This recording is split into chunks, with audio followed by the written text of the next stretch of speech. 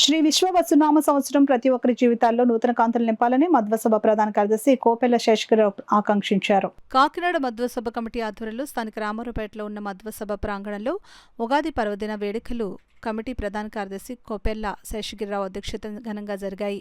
తొలుత కార్యవర్గ సభ్యులు రాచూరి శేషగిరిరావు స్వాగతం పలికారు. అనంతరం యాదగిరి పరశురామాచారిచే పంచాంగ శ్రవణం జరిగింది.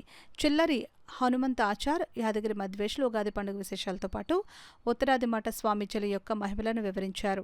కమిటీ సంయుక్త కార్యదర్శి డాక్టర్ యాదగిరి పరశురాం మాట్లాడుతూ భగవద్గీత మహిమను వివరించారు. ఉత్తరాది మఠాధిపతులు శ్రీ సత్యాత్మ తీర్థ స్వామీజీ నామస్మరణతో కలిగే ప్రయోజనాలను వివరించారు. కమిటీకి దశాబ్దకాలంగా అధ్యక్షులుగా వ్యవహరించి ఎంతో సేవ చేసి ఇటీవల మరణించిన రాచూరు రాఘవేంద్ర స్వామిని స్మరించుకుంటూ కమిటీ భవనంలో ఆయన తైలవర్ణ చిత్రపటాన్ని పూర్వపు కార్యదర్శి డాక్టర్ సుసర్ల వెంకటరమణ బహుకరించగా వాటిని ఆవిష్కరించారు. ఉగాది పర్వదినం సందర్భంగా మధు పురోహితులు మరియు వేద పండితులైన పరశురామాచార్యులు, హనుమంతాచార్య, యాదగిరి మధ్వేశాచార్యతో పాటు డాక్టర్ పరశురాములను నూతన వస్త్రాలతో సుసర్ల చలపతి ఘనంగా సత్కరించి ఆశీస్సులు పొందారు. వచ్చిన వారందరికీ యాదగిరి సంతోష్ తీర్థాన్ని ఇవ్వగా జయమ్మ ప్రసాదాన్ని పంపిణీ చేశారు. కార్యక్రమంలో అధిక సంఖ్యలో మధ్వ గృహస్థులు పాల్గొన్నారు.